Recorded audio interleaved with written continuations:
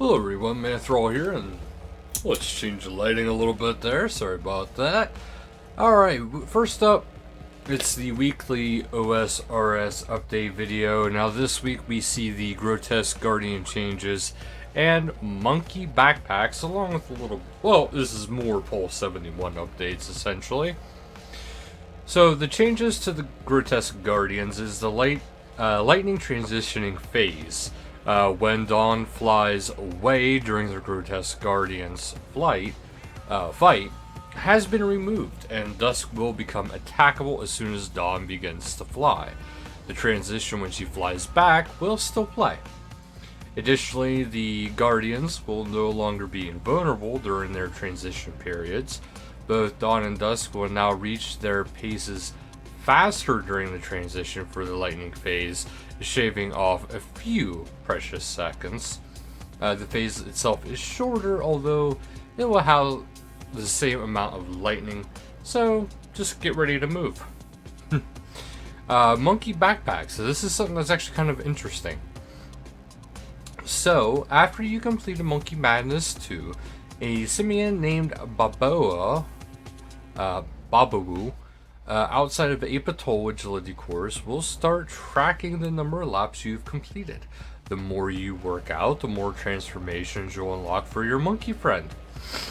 So, here is the list of how to unlock each one.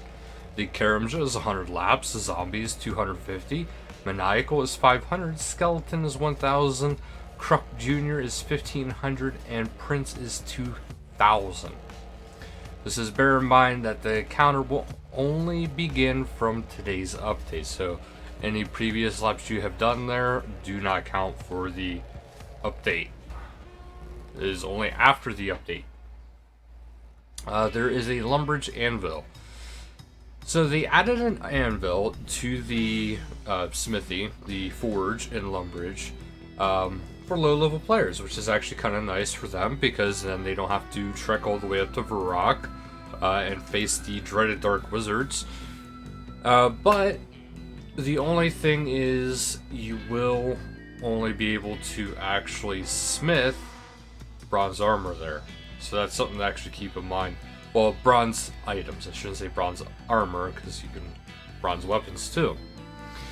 But in other news, that's actually it for today's updates. So in other news, we have the patch notes, which is the PvP World Rota is switching over to Period B on the east of the Atlantic, host of the standard PvP World 325 UK, and the free-to-play PvP World 371 UK.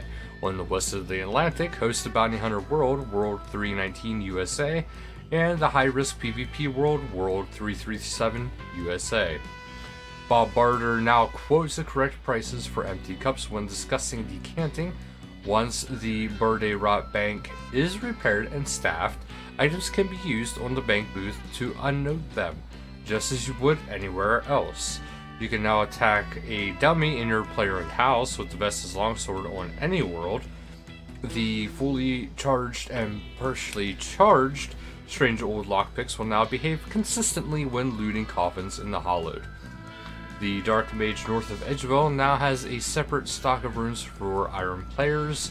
Lucian will now ensure players are given directions to his house when they start Temple of Icove, and will even repeat them if necessary. What a lovely chap. Right. The order of the item retrieval from the gravestone has changed to better reflect the order of the items were in when they were lost in death. Retrieving a light source from your gravestone will now update the intensity of the darkness around you.